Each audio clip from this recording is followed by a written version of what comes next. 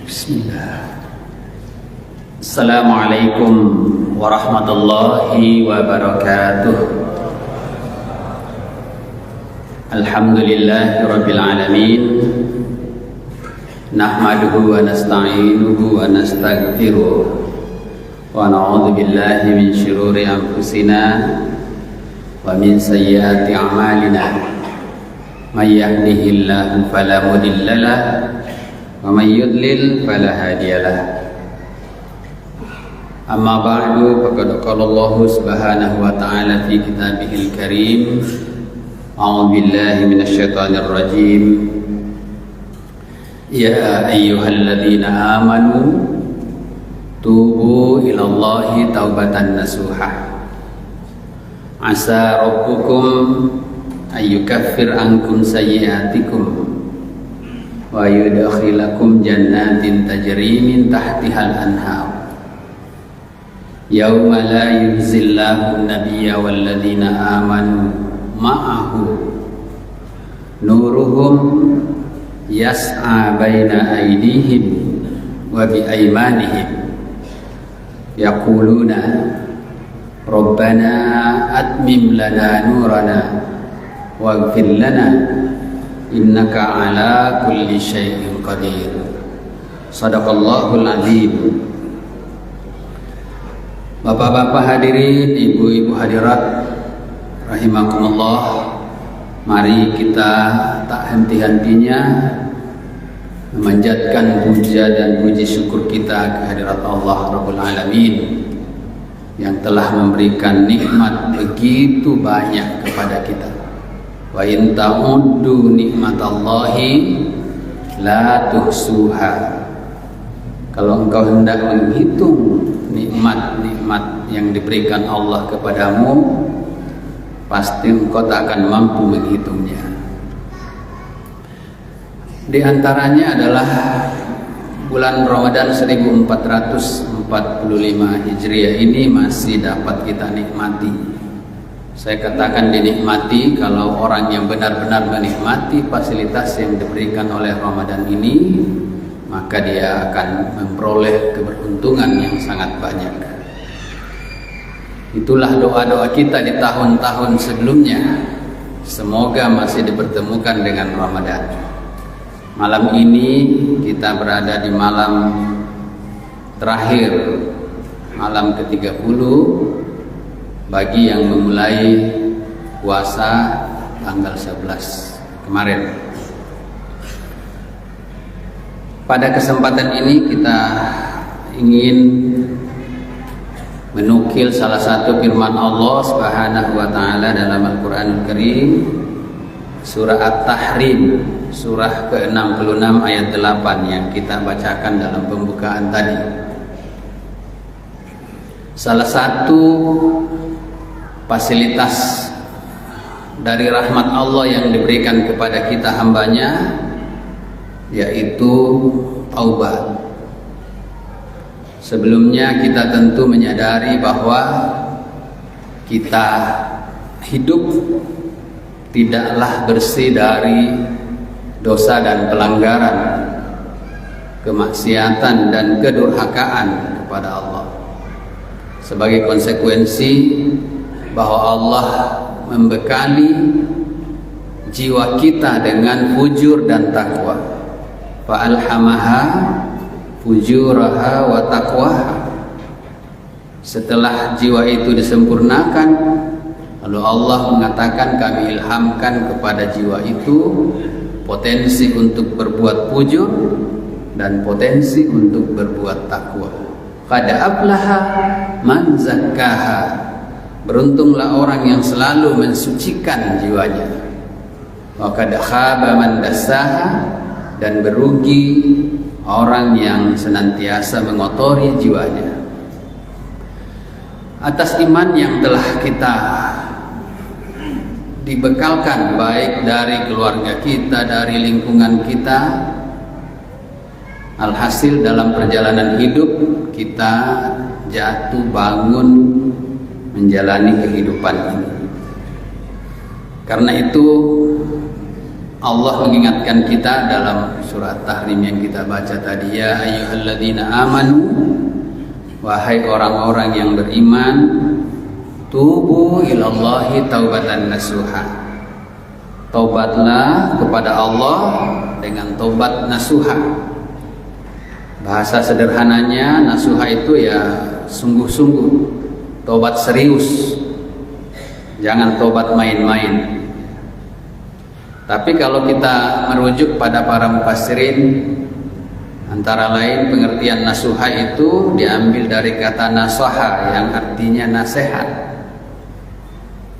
Maknanya kalau orang bertobat secara nasuha, maka tobatnya akan selalu hadir menasehati, sehingga setiap dia ingin melakukan pelanggaran atau kedurhakaan kepada Allah, maka tobatnya hadir menasehatinya, sehingga dia kurung atau tidak jadi melakukan perbuatan pelanggaran itu. Antara lain pengertian nasuha. Al-Qurtubi memberikan syarat. Disebut taubat sungguh-sungguh itu atau taubat nasuha.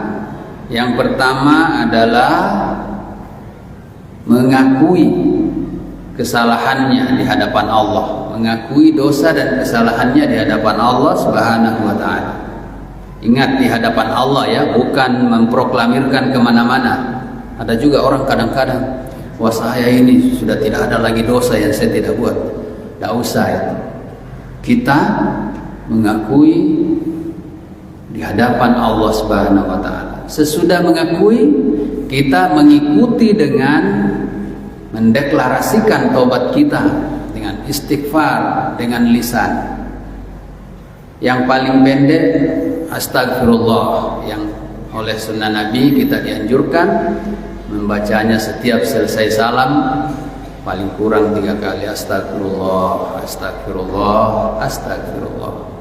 Kalau mau yang sempurnanya, astagfirullahaladzim alladzi la ilaha illallah wal hayyul qayyum wa atubu ilaih. Ini bentuk ucapan lisan kita sebagai pengakuan. Itu juga yang sering dikumandangkan di bulan Ramadan ini. Nasyhadu an la ilaha illallah wa nastaghfirullah nas'aluka ridhaka wal jannah wa na'udzu bika min sakhatika wan nar. Ini bentuk-bentuk dari istighfar yang kita senandungkan sebagai pengakuan di hadapan Allah Subhanahu wa taala. Yang ketiga adalah berjanji kepada diri kita dan kepada Allah untuk tidak lagi mengulangi perbuatan salah, tidak lagi gemar melakukan kedurhakaan dan pelanggaran. Kemudian yang keempat adalah meninggalkan semua teman-temannya keburukan, termasuk kalau ada teman yang suka mengajak kepada hal-hal yang buruk, nah itu ditinggalkan. Ini namanya taubatan nasuha. Kemudian mufassir yang lain menambahkan mengganti semua kebiasaan-kebiasaan buruk dengan kebiasaan yang baik. Inilah yang disebut taubat sungguh-sungguh, taubat terencana, taubat yang benar-benar membawa pada perubahan. Taubat seperti ini kata Allah, asa rabbukum ayyukaffir ankum sayyi'atikum. Mudah-mudahan Tuhanmu akan menutupi kesalahan-kesalahan. Kelak Tuhanmu akan menutupi kesalahan-kesalahan. Jadi ada bekas-bekas kesalahan yang kita lakukan, tapi atas rahmat Allah, Allah menutupinya. Ya, wa yaghfir lakum dzunubakum, menghapus dosa-dosa kita. Ghafara itu salah satu pengertiannya adalah menghapus. Dulu waktu masih kuliah ada zaman tip X, nah itu tip X. Ada tulisan di dalam, di tip X di atasnya putih. Nah, ada tulisannya tapi sudah tidak kelihatan. Itu namanya ghafara. Kalau Allah mengampuni kita, Dia putihkan walaupun bekasnya ada. Itu atas rahmat Allah. Wa yudkhilakum jannatin tajri min tahtihal anhar, dan kelak Allah akan memasukkan kamu sekalian, wahai orang-orang yang bertaubat kepadanya, ke dalam surga yang mengalir sungai-sungai di dalamnya. Itu gambaran betapa luas dan indahnya surga yang dijanjikan oleh Allah bagi kita, hambanya yang mau bertobat kepadanya. Yauma, pada hari itu kata Allah, la yuhzillahu an-nabiyya walladzina amanu ma'ahu. Allah tidak merugikan Nabi dan orang-orang beriman bersamanya. Apa maksudnya? Semua kebaikan-kebaikan, kemuliaan-kemuliaan akan diperlihatkan kepada Nabi dan orang-orang yang beriman bersamanya. Kalau kita baca tafsir, yang dimaksud orang yang beriman adalah tentunya adalah orang dekat Nabi pada saat itu, para sahabat. Tetapi kalau kita baca awal ayat ini, apa hubungannya? Kenapa Allah menyinggung orang Nabi dan orang-orang beriman bersamanya di surga nanti? Kalau saya lebih kepada harapan besar bahwa orang yang diterima taubatnya juga akan masuk ke dalam golongan orang-orang beriman dan bersama Nabi di surga kelak, insya Allah, kalau taubatnya diterima. Karena itu maka fasilitas yang disiapkan oleh Allah bagi kita ini jangan kita sia-siakan. Orang yang tobat pada saat itu katanya nuruhum yas'a baina aidihim wa bi aimanihim. Mereka bercahaya, memancarkan cahaya dari depan dan dari kanan mereka. Jadi bercahaya. Al-Biqai, kalau kita baca tafsir Al-Misbah, Pak Quraisy Shihab mengutip pendapat Al-Biqai di dalam tafsirnya, menerima atau bercahaya dari tangan kanan itu adalah tandanya akan menerima kitabnya dari tangan kanannya. Itu salah satu yang bisa kita pahami. Fa amman utiya kitabahu bi yaminihi fa sawfa yuhasabu hisaban yasir. Siapa saja yang menerima kitabnya dengan tangan kanannya, maka dia akan dihisab dengan hisab yang mudah. Dia akan diproses dengan proses yang mudah. Ibarat mau ujian apakah yang paling susah sekarang ini? Ujian skripsi, tesis, disertasi. Kira-kira sampai langsung ke kesimpulannya, dan kesimpulannya menggembirakan. Tidak lagi dicecar pertanyaan dari pendahuluan, metode penelitian, hasil, langsung ke kesimpulan. Dan kalau itu terjadi, Masya Allah, kita sangat bahagia. Kesimpulannya kan salamun alaikum tibtum fadkhuluha khalidin. Kalau Allah menyapa kita begitu, keselamatan bagi kamu wahai orang-orang beriman yang telah bertobat. Tobatmu diterima, fadkhuluha khalidin, dan masuklah ke dalam surgaku dan masuk kekal di dalamnya. Itu harapan kita tentunya pada Allah Subhanahu wa taala. Lalu ketika itu setelah bercahaya, orang-orang bertobat itu berdoa, Rabbana atmim lana nurana. Ya Allah, sempurnakan bagi kami cahaya kami ini. Seolah-olah ada rasa takut akan diambil oleh Allah cahaya itu. Penafsir yang lain menceritakan ketika kita menuju surga nanti, yang melewati sirat, begitu panasnya api neraka itu, apinya warna hitam sehingga gelap, tidak mengeluarkan cahaya. Maka cahaya pada saat itu akan sangat membantu kita. Orang-orang yang bertobat ini takut kehilangan cahayanya kembali. Dia berdoa, Rabbana atmim lana nurana. Ya Allah, sempurnakan bagi kami cahaya kami. Waghfir lana, dan benar-benar berikan keampunanmu yang engkau janjikan kepada kami. Jangan lagi kami dilepas, ya Allah. Innaka ala kulli syai'in qadir. Hari ini kekuasaan ada di tanganmu, maka jangan kami dibiarkan lepas, ya Allah. Seolah seperti itu harapan kita kepada Allah di hari kemudian ketika menjelang menuju surganya. Dan tobat ini memberi peranan yang besar. Karena itu bapak-bapak hadirin, jangan kita berputus asa dari rahmat Allah Subhanahu wa taala. Tidak boleh, tidak berlaku itu pepatah telanjur basah sekali mandi. Itu lagu dangdut itu.